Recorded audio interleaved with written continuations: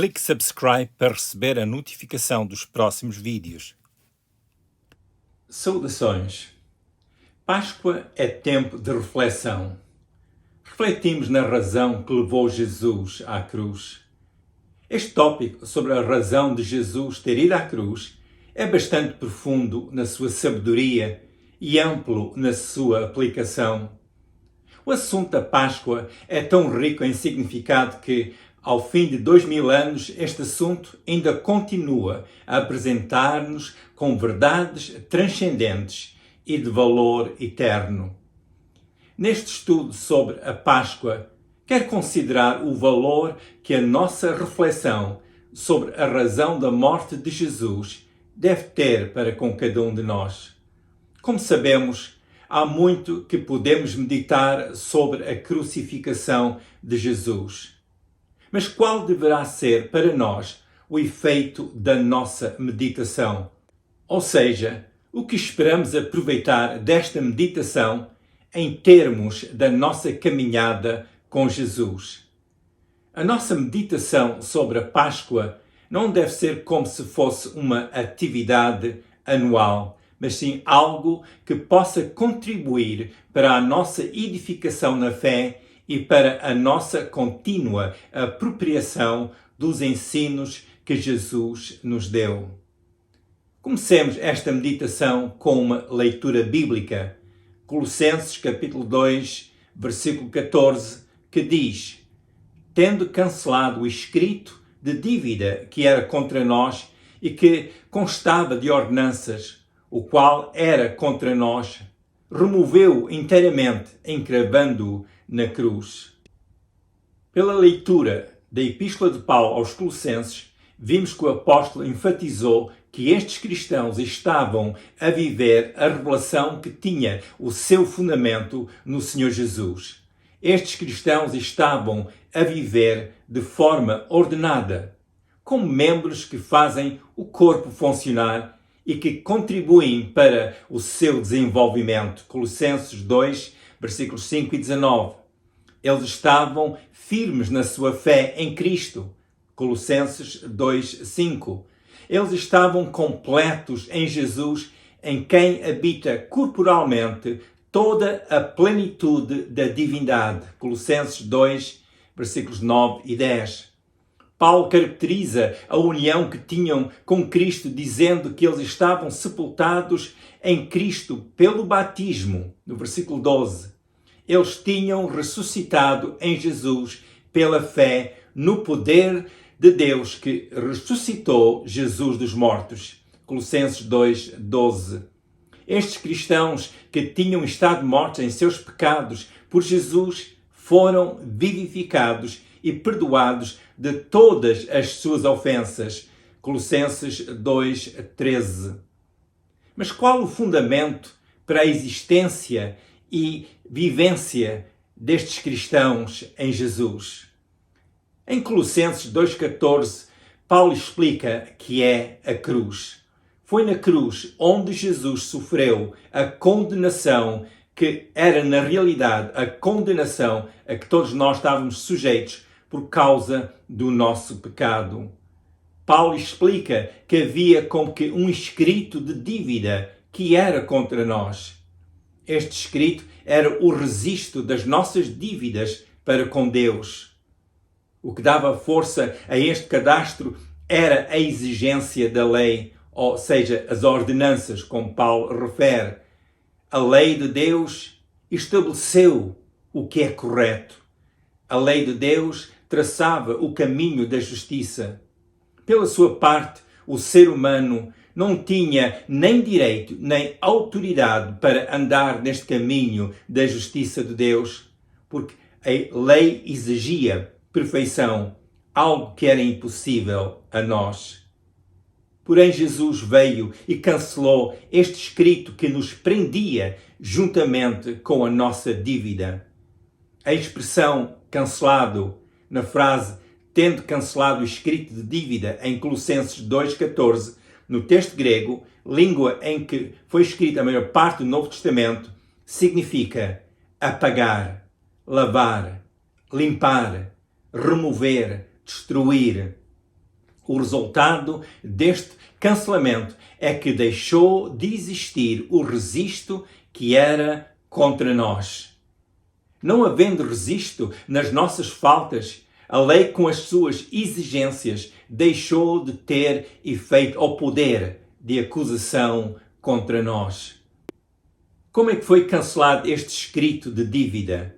Notemos bem que Colossenses 2,14 diz que este cadastro foi cravado na cruz. Por ter sido pregado na cruz, este registro deixou de ter valor como documento legal. É muito importante compreender que este escrito deixou de ter lugar entre nós, porque foi cravado na cruz, aonde Jesus morreu. O impacto desta bênção é que, como a Bíblia ensina, Deus não se lembra mais dos nossos pecados. As Escrituras ensinam-nos que o perdão de Deus é garantido pela nova aliança que Deus estabeleceu em Jesus.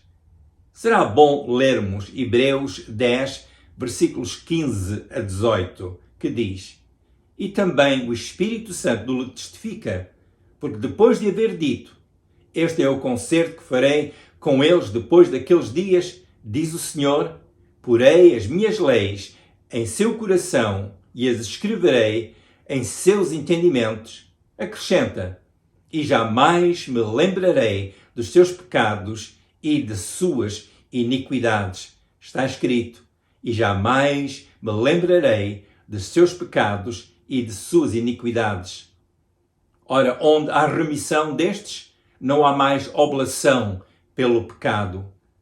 A palavra oblação, no versículo 18, significa oferta.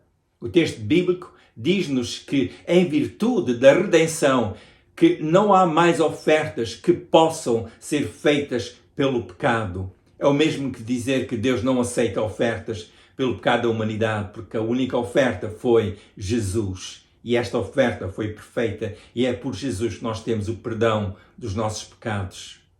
Não está aqui implícito de forma alguma que a pessoa pode andar na impureza e ao mesmo tempo no caminho da luz e da salvação. Antes, pelo contrário, o ensino bíblico é que a lei de Deus exigia um certo padrão de vida da parte do ser humano. Era exigido do ser humano o seu esforço para que andasse segundo a lei de Deus. Porém, o ser humano não conseguia alcançar a qualidade de vida em que não houvesse a mais pequena mancha do pecado. Foi por essa razão que Jesus veio ao mundo morrer na cruz pelos nossos pecados. Foi na cruz que a justiça foi realizada. Foi pelo seu ato de humilhação que Jesus levou ele mesmo o castigo pelos nossos pecados. E pela morte redentora de Jesus, agora o que crê já foi purificado e justificado. Jesus, tendo morrido pelos nossos pecados, deixou de haver razão para ser feito qualquer outro sacrifício ou oferta pelos pecados. E nós já vimos isto em Hebreus 10, 18, e posso ler novamente Hebreus 10, 18, que diz: Ora, onde há remissão destes, não há mais oblação pelo pecado, não há mais oferta. Porquê? Porque os pecados já foram remidos. A morte redentora de Jesus na cruz satisfez a exigência da lei e, por isso, a cédula que era contra nós deixou de ter força. Agora, a nossa parte é vir a Jesus e aprender dele. Como ele disse, e conforme nós lemos em Mateus 11, 28, Jesus convida-nos agora a aprender dele e nele encontramos o descanso para as nossas almas. A nossa parte é reconhecer a qualidade da obra que Jesus fez por nós e apropriar-nos dos seus ensinos que são transformadores. A nossa parte é meditar de forma a que haja um constante crescimento que nos leva a ser mais e mais como Jesus. Quero enfatizar que este nosso crescimento nunca deverá ser visto como mérito mediante o qual possamos merecer algo de Deus. O nosso crescimento no conhecimento de Jesus e a caminhada com Jesus é o estado em que o discípulo de Jesus se encontra constantemente. Por Jesus, então nós entramos num estado de descanso espiritual, um descanso na nossa alma, por causa da obra redentora que Jesus efetuou a nosso favor, por causa do resgate da nossa dívida. Aquela cédula já não tem mais força contra nós. Ao meditarmos na crucificação, temos que compreender que houve uma transferência de acusação, passou de nós para Jesus. A Bíblia diz que ele foi feito culpado por nós. E como está escrito em 2 Coríntios 5, 21, que diz: aquele que não conheceu pecado, o fez pecado por nós, para que nele fôssemos feitos justiça de Deus. Agora, como diz 2 Coríntios 5, 21, fomos feitos justiça, é o que Deus fez de nós. Antes estávamos condenados, havia uma cédula que dava força a essa condenação que estava sobre nós. O escrito de dívida era o registro que nos confrontava continuamente, nos lembrava constantemente dos nossos pecados. Mas hoje esse cadastro já não existe. A lista dos nossos pecados já não existe, porque foi colocada na cruz. Onde é que ela está? O apóstolo Paulo diz que foi cravada na cruz. Contemplemos então o sacrifício de Jesus na cruz. Façamo-lo com profunda gratidão. Façamo-lo não esquecendo onde estamos. Nós estamos agora em Jesus. Façamo-lo não esquecendo o fundamento da nossa nova vida.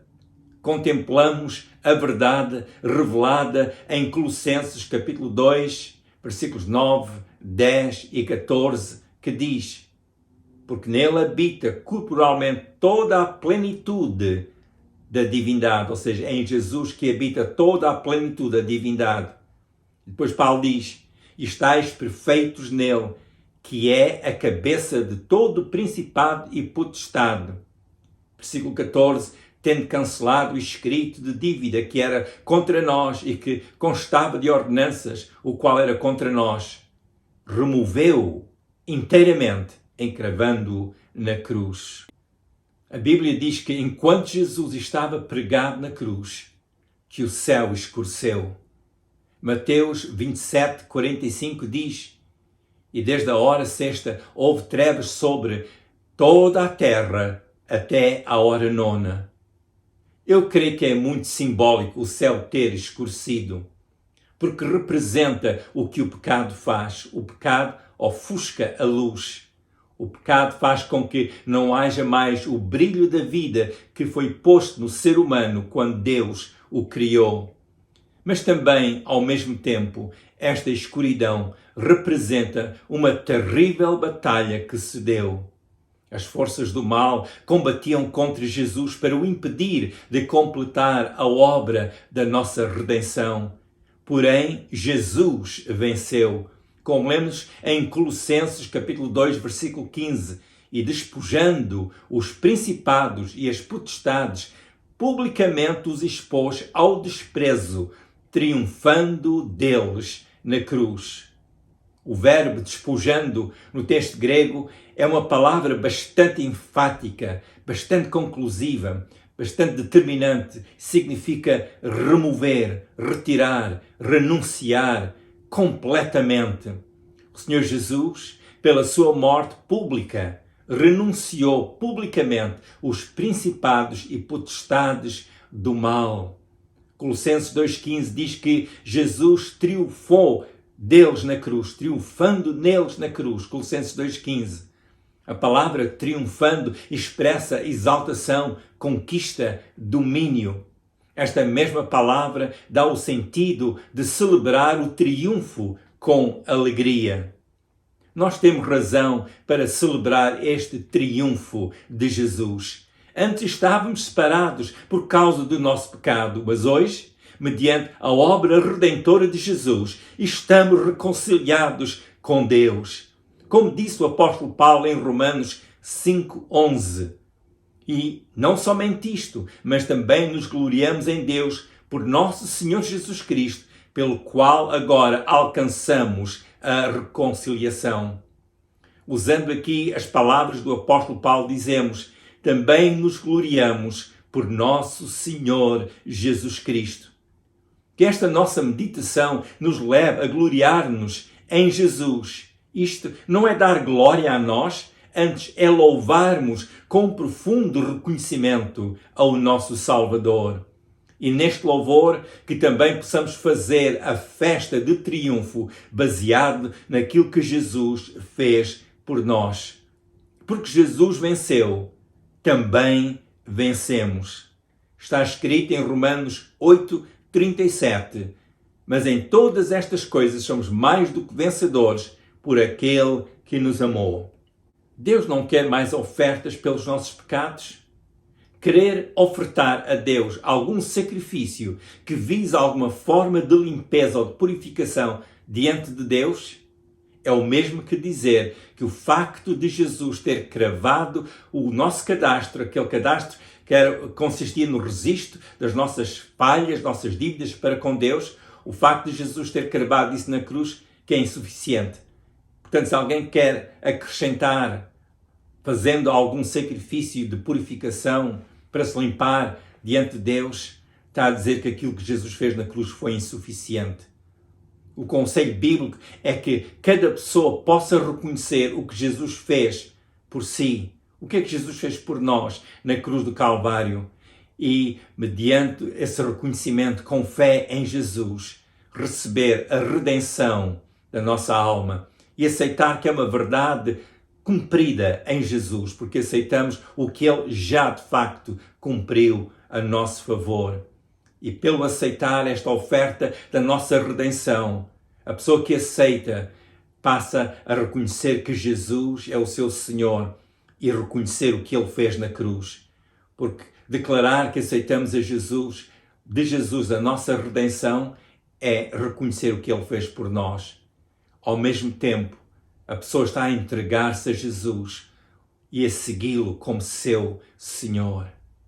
A Páscoa realmente fala-nos sobre nós seguirmos Jesus, aquele que deu a sua vida naquele dia horrível em que o céu se escureceu. Ele deu a sua vida por nós. E ao reconhecer esta verdade, a pessoa que o faz com fé e diz: Senhor Jesus, vem ser o meu Salvador, eu aceito o que fizeste por mim na cruz, segundo o ensino da Bíblia, na autoridade do que está escrito nos Evangelhos, na própria palavra de Deus, essa pessoa é salva. A pessoa não é salva porque alguém diz que é salva porque está escrito na palavra de Deus. Portanto, creia no que está escrito na palavra de Deus e possa então celebrar esta Páscoa como ela realmente deve ser celebrada. Reconhecemos sim solenemente o que Jesus fez por nós, mas também celebramos o triunfo de Jesus sobre o mal que lutava tanto contra nós. E hoje, em Jesus, nós podemos dizer que Deus nos libertou do poder do pecado. Não olhamos para a nossa perfeição, mas olhamos para a obra perfeita que Deus fez a nosso favor. E nessa obra, então, nós encontramos o nosso novo revestimento. Um revestimento que vem da parte de Deus através de Jesus. Então nós falamos com Deus acerca da nossa vida e procuramos caminhar com Jesus a cada dia. Quero encorajá-lo a ler um pouco da Bíblia todos os dias. A falar com Deus Pai sempre em nome de Jesus, porque foi Ele que morreu na cruz do Calvário. E a Bíblia é bem clara que as nossas orações devem ser feitas no nome de Jesus, unicamente no nome de Jesus. E logo possa, frequente uma igreja que realmente ensina o Evangelho. Isto vai ajudá-lo a crescer como discípulo do Senhor. Continuamos orando por si, para que a salvação seja uma bênção plenamente realizada na sua vida. Que Deus abençoe e feliz Páscoa. Se quiser ver os vídeos anteriores, vá ao YouTube, ao canal com o meu nome, Manny Bassett.